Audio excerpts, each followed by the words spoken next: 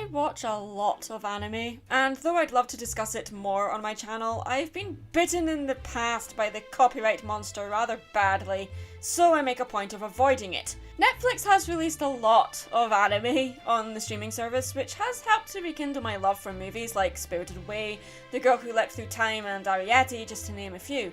It's also encouraged me to expand more on the topics I cover on my channel, which I admit has been in limbo for some time. My favourite anime is Fruits Basket, and I am looking forward to the second season of the remastered version. I don't read much manga though. In fact, the only one I have read from start to finish is the manga based on Elfen Lied. Or Elfen Lied. How do you pronounce that title anyway? I tend to prefer either slice of life or horror comedies when it comes to anime. I'm not a big fan of ninjas or magical girl animes, which is kind of funny because I'm a fan of My Little Pony Friendship is Magic, which follows a similar formula as most magical girl animes do, at least in character archetypes anyway.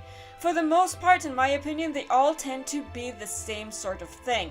I get how iconic Sailor Moon and Dragon Ball Z is to people, as most fans of anime my age were introduced to anime or even animation in general by watching these two shows.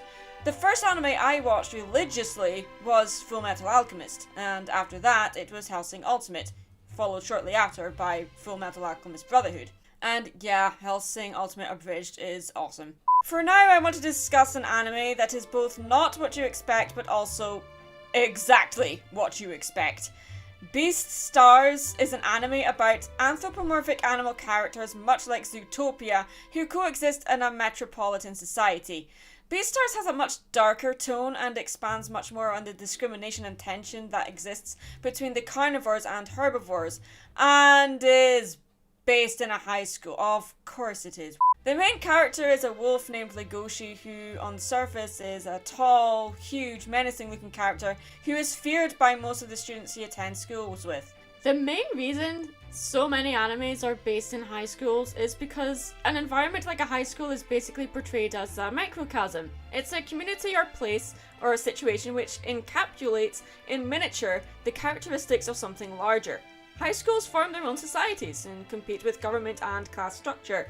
It's a setting that confines the drama in a setting that is not quite a prison, but it's already full of tension with characters who are still figuring out who they are and their place in the world, as well as dealing with teenage puberty and all the complexities that brings with it. The very title, Beastar, is the name given to a student of great talent, service, and notoriety.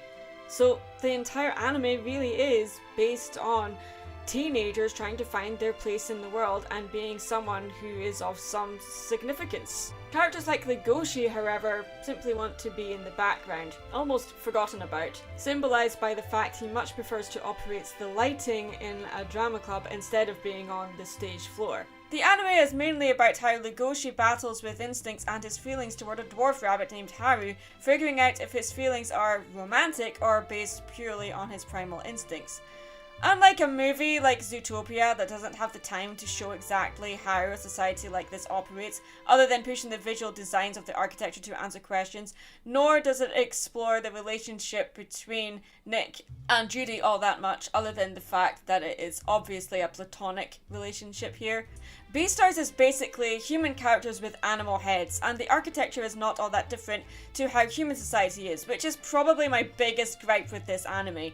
Though it does explain the eating habits that carnivores eat mostly eggs or tofu to get the protein they need and do not eat meat. This is a subject that was not covered in Zootopia.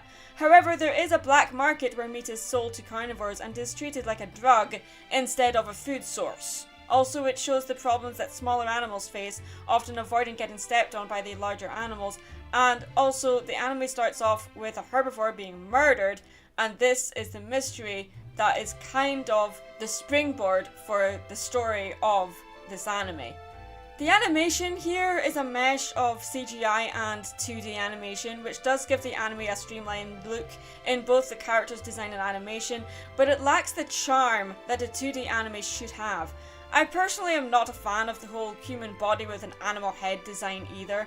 It's a similar design problem I have with BoJack Horseman. If these are meant to be animals, I prefer them to be more animal-like, similar to the designs in Zootopia.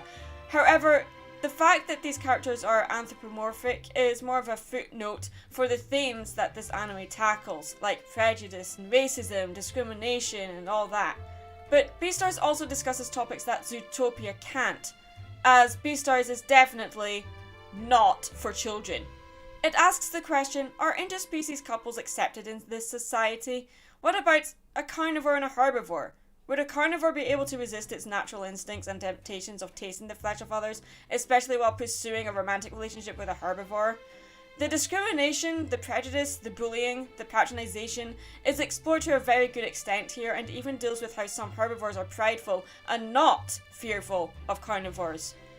Yeah, as expected, this anime does tiptoe along the lines of many fetishes. Vor is an obvious one. Please don't Google that. I had a feeling I knew what I was getting into, and yeah, I was skeptical. Did I enjoy it?